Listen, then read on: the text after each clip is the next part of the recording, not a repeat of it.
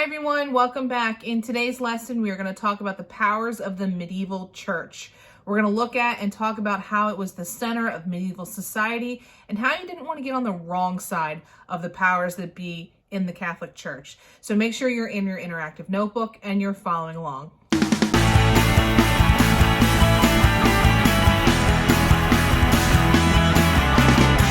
All right, let's go ahead and get started. We are on page 5 of your interactive notebook. And again, we're talking about the power of the Catholic Church during the medieval time period.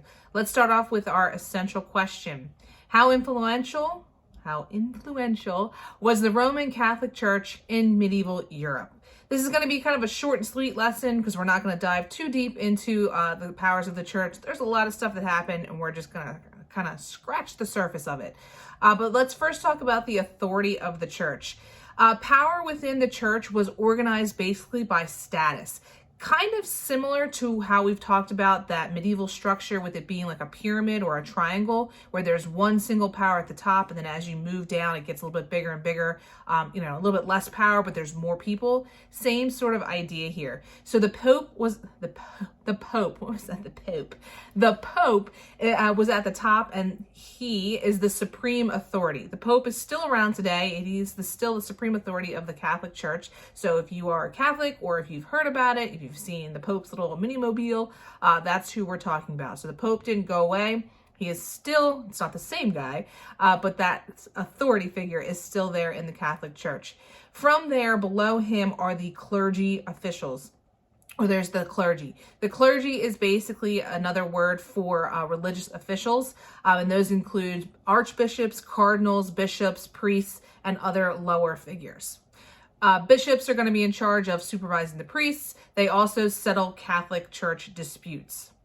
Religion is very important during the Middle Ages because it does bond people. It gives them a shared belief, something to hold on to, that faith of the unknown, of the, as we talked about with other religions, kind of it explains what's going on around them. But it also gives them hope sometimes, especially as we get to some of the darker parts of the Middle Ages. We're going to see how the church is tested sometimes. But the clergy is also responsible with administering what are known as sacraments. So these are rites to achieve salvation. If you are a practicing Catholic, you might know some of these, but if you are not of that religion, some of them include baptism when you're first born, confirmation, I think, marriage is one. I think there's like 7 or 8 of them. But you go through this process, and that's what's going to guarantee you into your entrance into heaven, according to the Catholic faith.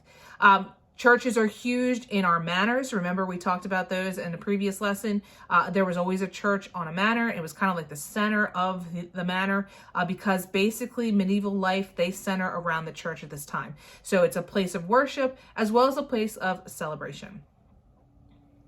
Laws in the church. There's a lot of systems, and there's a lot of justice pieces throughout the system of the church, and they're going to guide people's conduct.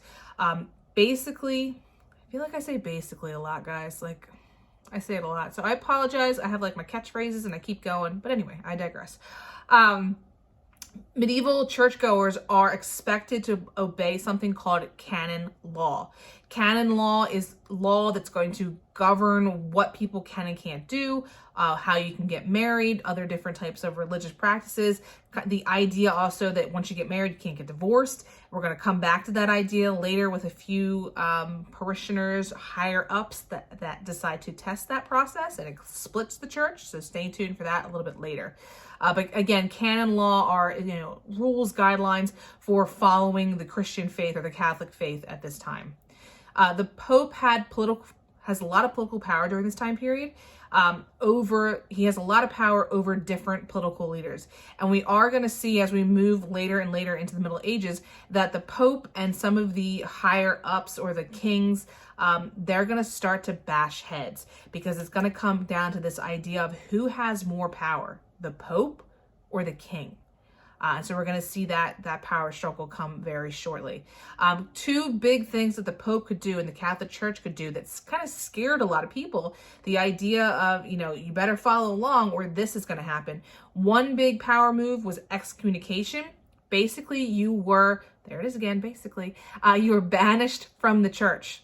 If you're banished from the church, you're also denied that idea of salvation. You're not going to church. You're not going to get your sacraments. You don't get your sacraments. You don't get into heaven. And think about in this time period when you have a life expectancy of 35, and the fear of the unknown and what comes next, that was a big power hold that the church had over these people. The other idea or the other power that they had was something known as interdiction, and that's where the king's subjects could be denied sacrament. So if the king does something to piss off the Pope's like, cool, you're fine, king, but all the people underneath you, they're cut off. And so that's a lot, that's a lot to weigh on somebody. One person might not care, maybe, if they're not the nicest person in the world, but most of these rulers who want their loyal subjects to continue following them and producing for them and protecting them are like, ooh, that's not good. If they all of them rise up against one of me, not cool.